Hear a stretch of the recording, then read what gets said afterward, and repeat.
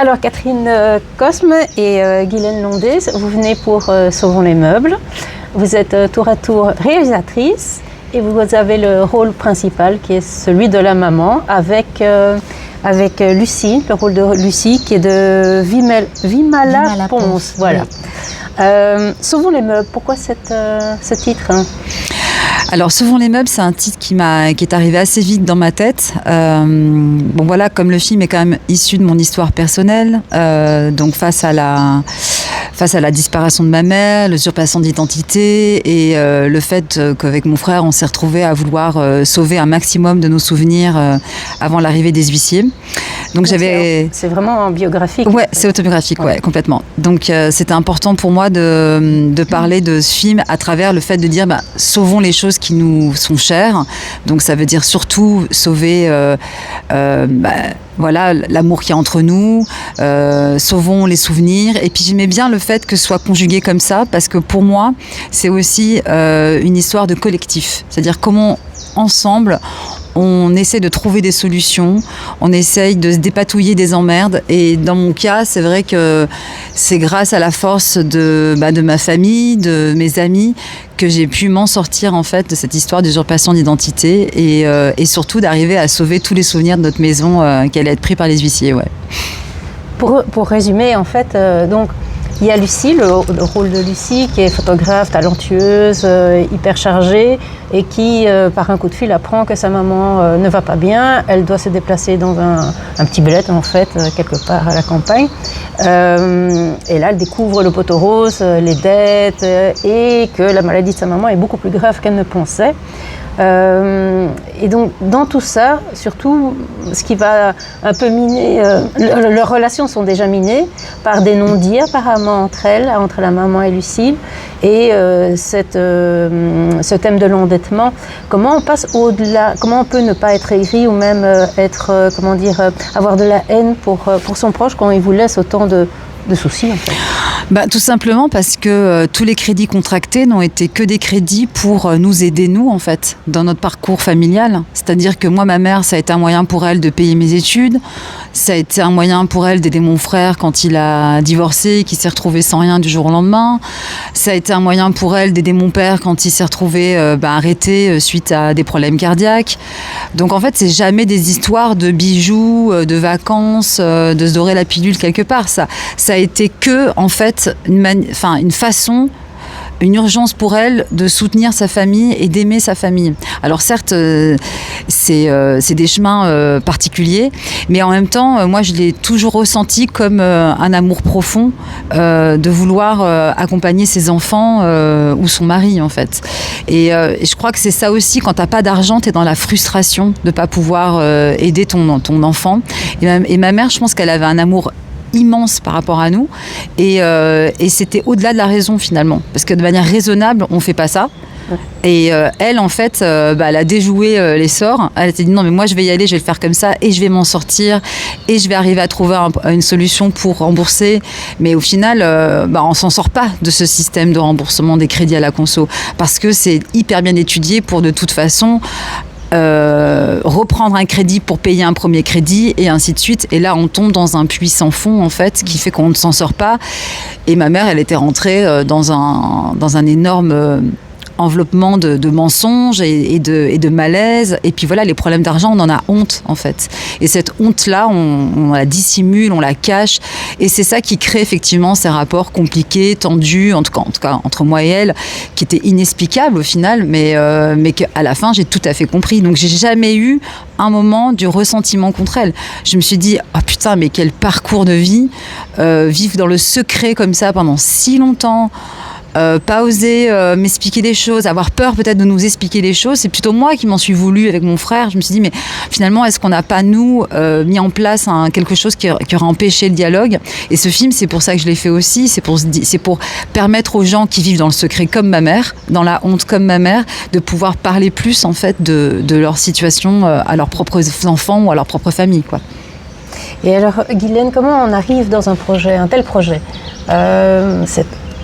C'est autobiographique, c'est compliqué. Est-ce que pour vous ça a été compliqué de vous dire comment j'arrive à trouver ma place, pas en faire de trop, et pas faire avancer et surtout coller à la réalité par rapport à vos propres souvenirs? Alors c'est marrant, ça se pose pas comme ça s'est pas posé comme ça pour moi. En fait, quand j'ai lu le scénario de Catherine, qui est extrêmement bien écrit, pas de psychologie, pas de pathos, quelque chose de assez droit, très simple. Et en fait, un projet comme celui-là était déjà posé très simplement, très clairement, ce que j'ai aimé tout de suite. Ensuite, jouer un personnage comme la mère de Catherine, en fait, on pense à toutes nos mères. Enfin, je pensais à la mienne déjà. Et la mienne était morte quelques mois auparavant d'un cancer aussi. Donc, à travers ce personnage, je pouvais moi aussi exprimer ce que j'avais ressenti, traversé, et ce que aussi en tant que fille, les rapports avec ma mère, comment dire, c'est un film qui pour moi renvoie à nos propres histoires. Et du coup, il n'y avait rien de... Pour moi, il y avait quelque chose d'évident parce que d'abord, j'avais vu ma mère mourir, que la dernière semaine, je l'ai passée avec elle, et que c'était lui rendre hommage aussi. C'était rendre hommage à nos morts, rendre hommage aux relations complexes entre les mères et les filles, parce qu'elles le sont complexes. Je trouve que, en fait, déjà, à la base, je trouve que rien n'est facile entre une mère et une fille. Et que, bizarrement, ce que racontait Catherine me parlait très simplement et directement. J'étais pas en train de... Et même, t'as vu, quand on s'est rencontrés, tu sais ce dont j'ai eu peur, c'est que, j'ai eu plein de peur avant de commencer ce film. Ouais. En fait, j'ai eu plein d'inquiétudes, mais pas au niveau du travail que j'allais donner, mais plutôt de comment j'allais être entourée, et quand on s'est rencontrés, elle ne me connaissait pas, je ne la connaissais pas, et je suis pas quelqu'un qui impose ou qui en impose. Je suis pas quelqu'un de secret, je suis quelqu'un de plutôt a priori dans la vie, très simple et qui se pose très simplement face aux autres. J'ai pas de posture. Donc du coup, je me disais, mon Dieu, pourvu qu'elle imagine quand même que je puisse aller dans un endroit où elle veut que j'aille, parce que moi, travailler, c'est juste très simple, on y va et puis c'est tout. Et donc en fait, jouer ce personnage-là qui part, c'était pas que c'était simple, parce qu'il a fallu y aller, il a fallu traverser, mais j'étais hyper bien accompagnée. Catherine a un regard très clair, franc, simple, direct, et travailler avec elle, finalement c'est devenu très très simple. J'avais bien travaillé en fait pour un personnage comme celui-là. Raconter la fin de quelqu'un, c'est pas tant bien travailler, c'est plutôt se mettre dans un état particulier. Et j'ai été dans un endroit particulier parce que Catherine aussi m'a aidée à y aller, et que du coup j'ai pas eu peur, et que en fait tout a été simple finalement. Mais merci Guylaine. Non mais on aura eu l'occasion de dire. Non mais c'est vrai que ce que tu dis, c'est vrai que bon, voilà, une histoire autobiographique à mettre en scène, c'est déjà en soi un truc vraiment dur, parce que c'est une exposition particulière. Moi je sais que voilà, en montrant le film hier soir en Belgique, je me disais mon Dieu, mais là les gens ils vont me voir aussi d'une façon qu'ils me connaissent pas. Moi j'ai mes amis hier qui m'ont dit putain, mais moi ça de toi je savais pas cette histoire à ce point-là. J'en avais parlé, mais je l'avais pas raconté de cette façon-là. Après c'est vrai que les histoires de compliquées entre mères-filles, c'est vrai que ça c'est l'histoire de plein de personnes. Voilà. Et les histoires de deuil, moi je voulais absolument, je le dis ici, c'est hyper important, je le dis à chaque fois, le film en fait est gorgé de moments lumineux et drôles, parce qu'il était hors de question d'en faire un film très pathos en fait. Oui. Je voulais pas. C'est ça que vous avez, je trouve ça extraordinaire, parce que quand on résume le film, ça a l'air d'être mélodramatique, familial, mais non etc., en fait, un peu à la Darden, et puis au final pas du tout. Non. C'est hyper dynamique, il y a de l'humour à chaque instant. Mais oui, mais c'est important, parce que en fait, moi je vais vous dire franchement, j'ai pas une culture cinéma où je vais vous citer tous les réals de la nouvelle vague et tout. Je suis biberonnée à ça évidemment, mais je suis aussi beaucoup biberonnée à E.T., à des films de Colin Serrault, à des personnes comme ça qui m'ont marqué, moi, à un film anglais qui s'appelle Joyeuses Funérailles, qui est hyper drôle, alors que c'est un enterrement quand même du père, et c'est hyper cataclysmique et c'est à se pisser de rire. Et en fait, moi, je trouve que par l'humour, on arrive à dire beaucoup de choses et on arrive à atteindre le public à un endroit qui fait du bien. Et moi, je voulais que les gens ressortent de ce film en étant content quelque part de cette traversée et de pouvoir se dire en sortant de la salle je vais appeler ma mère en fait, parce que c'est ça en fait le cadeau, c'est ça qui est le plus important, c'est d'arriver à se dire putain, j'ai envie de parler à mon père, j'ai envie de lui raconter des trucs, j'ai envie d'appeler mon frère. C'est en fait une bouffée d'amour. Oui, mais c'est ça, pas du tout dépressif. Non, et je trouve que l'humour est un super outil. Et que c'est souvent, il y a plein de types de films et je pense que il y a une façon de faire différente à chaque fois. Mais c'est vrai que moi, sur ce film-ci, je me suis dit, avec des thèmes comme ça, le deuil, le cancer, le surendettement, les crédits à la conso, l'usurpation d'identité, si en plus là-dedans j'emmène le spectateur dans que le drama, on est foutu quoi. On veut dire, on a envie de sortir de la salle, on a envie de pleurer. Mais oui, c'est ça. Et il y a beaucoup de films qui tombent dans ces pièges et qui deviennent tellement mélos que ça en devient presque écœurant quoi. Ouais, non, mais moi j'avais besoin de ça et mon monteur Bertrand Connard, j'aime toujours autant dire son nom. En fait, il a été super avec moi là-dessus parce qu'il m'a hyper accompagnée sur OK, il faut moment dur, moment lumineux, tout le temps.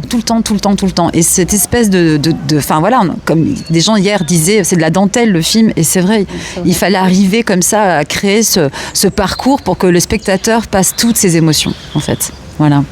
Est-ce que vous avez eu un espace où vous avez laissé, où vous avez profité d'un espace de liberté au niveau justement de cet humour? Est-ce qu'on est resté strictement sur le script ou est-ce qu'à un moment donné, c'est parti entre les acteurs et que... En fait, le film, c'est un low budget. Donc, en gros, on a très peu de jours de tournage. En l'occurrence, moi, j'en ai eu 23. Donc, sincèrement, les journées de tournage sont hyper condensées et serrées. Donc, ça nous a amené à jouer sur beaucoup de plans en three-shot ou two-shot. Donc, vraiment avec 2 acteurs ou 3 acteurs à l'image et à aller très vite dans la mise en scène. Et la partition de Guylaine, elle est moins dans l'humour, elle est plus difficile, elle vient chercher les moments dans le drame. La partition de Vimala, Johan, le père et la petite fille, en fait, sont vraiment beaucoup plus axées sur l'humour. Et ce que me disait Vimala, qu'elle aimait beaucoup dans le film, c'est qu'en fait, son personnage dans la dureté est super drôle. Et moi, j'aimais beaucoup ça.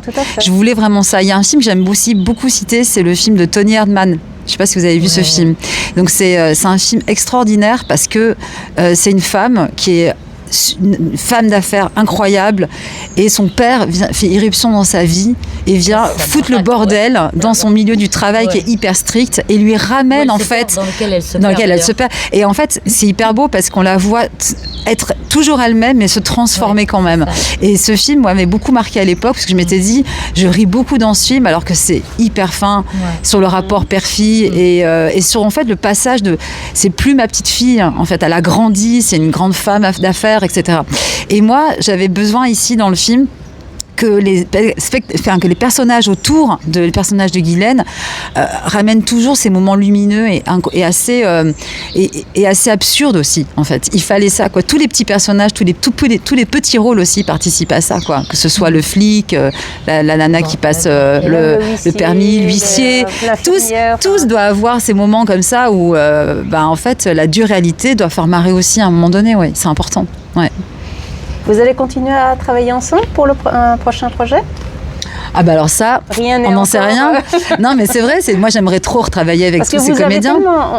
Moi de l'extérieur, je sens tellement une osmose, une relation qui est tellement facile entre vous. Mais c'est vrai aussi parce que je trouve que le premier long métrage, quand on arrive à avoir une si belle équipe, à la fois artistique et technique, on a envie de les retrouver parce que c'est devenu nos meilleurs copains un peu quand même. C'est ce que je me dis en tant que même actrice, réalisatrice, c'est quand même gai de travailler avec des gens avec qui bien sûr, et où la communication est tellement facile. Oui. Après, on peut pas empêcher Pardon, merci. Le micro. Ouais. Après, on peut pas empêcher quelqu'un qui commence et qui a envie de continuer l'aventure de la réalisation, d'avoir envie d'aller voir ailleurs et tous les désirs sont. Enfin, c'est normal, quoi, aussi. Enfin, je comprends très bien ça, vraiment. On ne sait pas de quoi la vie sera faite, mais moi, ce que je sais en tout cas, c'est qu'aujourd'hui, je trouve que de voir Guylaine et Vimala dans des rôles comme ça, c'est surprenant pour le public aussi. Et ça, je trouve ça super. Oui. Parce que tout d'un coup, c'est les voir d'une autre façon. Et moi, je suis hyper contente parce qu'il y a plein de gens aujourd'hui qui m'envoient des messages en me disant « Putain, mais Guylaine, on l'adore tellement, mais on n'aurait jamais pensé qu'elle puisse faire ça. C'est incroyable tout ce qu'elle a fait. C'est hyper beau. Elle est magnifique dans ce film. » C'est vrai, on te rencontre à un endroit où on te voit peu aussi. Ouais, et Vimala, c'est la même chose. En fait, Vimala, c'est quelqu'un de hyper énergique, hyper drôle et tout. Et là, on a dû sculpter un diamant avec elle qui devait vraiment avoir une tenue spécifique en fait pour ce personnage. Et moi, je suis hyper heureuse d'aujourd'hui ces retours-là. Et je me dis, ben voilà, ça va faire des bébés tout ça, et c'est très bien en fait. Ah ben c'est parfait. Merci beaucoup. Merci à vous. Merci à vous. Merci. Merci.